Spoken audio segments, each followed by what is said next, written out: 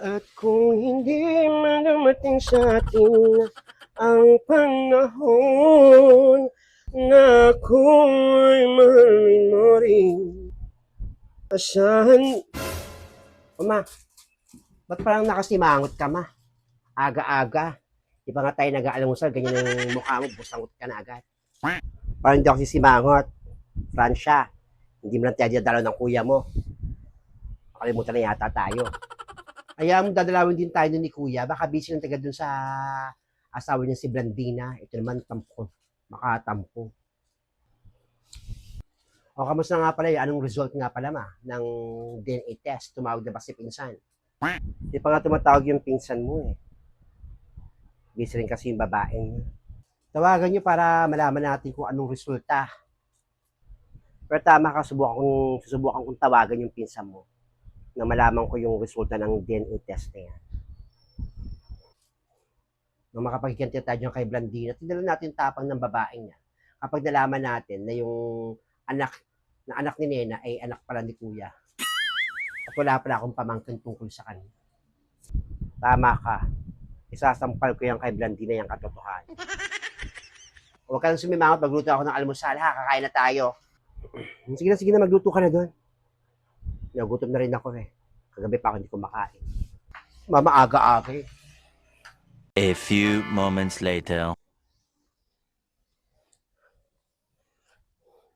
Totoo kaya yung chismis? Hindi talaga anak ni Blandina yung bata. Matawagan si Aling Adelpha.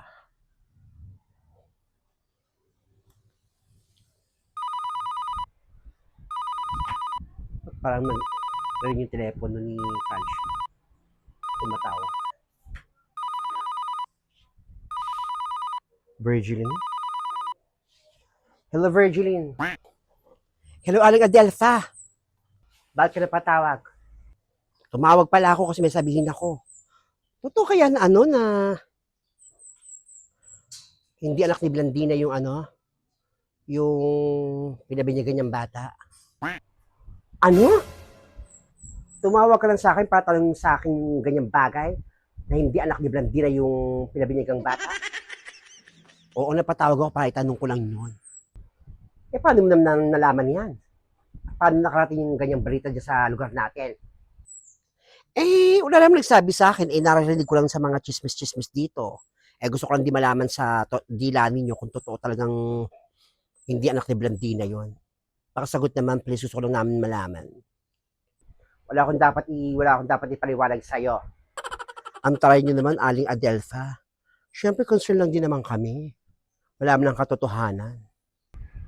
Eh, bahala kayo kung paniniwalaan yung ganyan chismis. Basta ako lang ikukwento sa inyo. Okay, sige. Kung hindi sasabihin, di wag. Basta sinabi ko lang mo sa inyo. Sige na, Virgiline.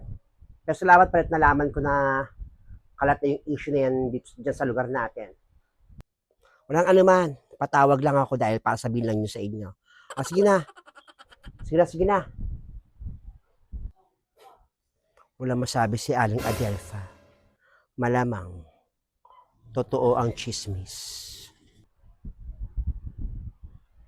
Paano nila nalaman nyo? Talagang ang sikreto, talagang mabubunyag, kahit hindi sa sinasadyang pagkakataon. Nakakapagtaka.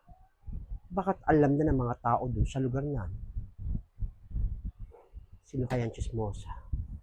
Iyak ko lang naman nakakalam, pati itong Fransya na to. O, makakain na tayo, magluto na ako ng tilapia. Fransya, nalaman ni Virgil na hindi anak ni Blandina yung batang pinabinyagan. Talaga? Eh, paano nila nalaman? Paano ko malat yung ganung issue? Sino nagkwento sa kanila? Eh, hindi ko nga alam kung paano nila nalaman. Tinatanong ko si Virgil kung sino nagsabi sa kanya. Wala naman siyang masabi, basta lang daw kumalat yung balitang yon. Yung issue na yun sa lugar natin. Doon ko puntahan mo yan, baka malaman niya ni Kuya. Malaking gulo, hindi pa nga tayo sigurado. Ay nako, sigurado naman akong hindi naman talaga anak ni Peter yung batang yun. Kaya hayaan ko lang kumalat at hindi nagmula sa atin. Buti nga sa kanila, alam na nilang lahat doon. Hindi sa atin manggagaling. Sabagay, sigurado ka naman kasi alam naman nating hindi naman talaga anak ni Kuya yun. Kaya tayo, ito, dito na ako ng tilapia, oh. Muna ka nang kumain doon, tatawagan ko yung pinsan mo. Akala ko man tawagan nyo na. Kasi maganda na ako sa lamesa, kumain na tayo, ha. Tawagan nyo na yun si pinsan nang malaman natin kung talagang anak ni kuya yon, yung kambal ni Nena.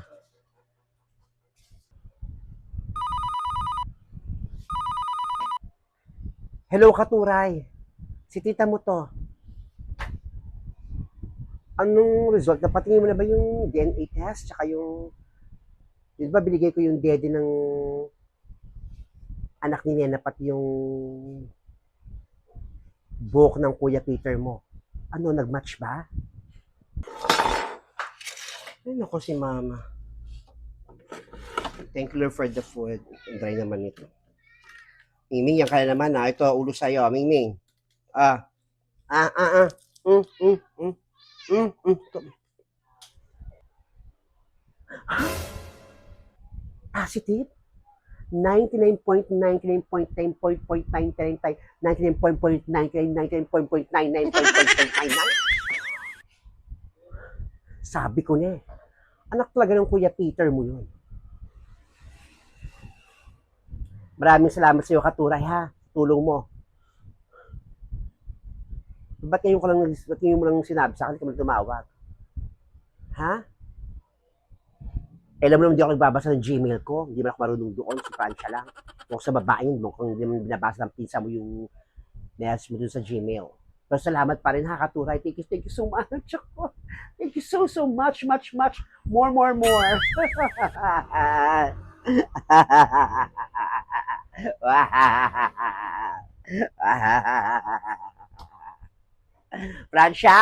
Francia, bilisan mo, Francia, bilis! Ngayon na! Ay, bakit? Francia, positive. Pamangkin mo nga ang kambal. Talaga? Positive? Sabi ko na eh. Si kuya yung bumembang kay Nene. Nakausap ko yung pinsan mo at sinabi niya 99.99.999.9 talaga ang results. Ibig sabihin, ang biological father ng kambal ay ang kuya mo. Ang gawin mo, i-bribe mo si Blandina, ma, para sabi mo, alam na natin na anak ni Nena, na anak ni kuya yung dalawang kambal, yung kambal ni Nena, tapos hingian mo ng pera. Agad ko na tayo sa babae yun. Tama, may point ka. Para hindi ko sabihin ang katotohanan sa kuya ko, peperahan nga natin yung si Blandina. Si mama ang saya-saya. Basta pera talaga eh. Siyempre no, pera na yun. Ay ka na, kumain ka na bago tayo kumamal-kamal ng pera. Kaya dali. Makakain na nga. Ang pera ka nga matanda ka eh.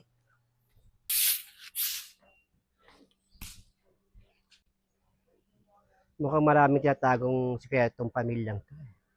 Mukhang maraming mga baho.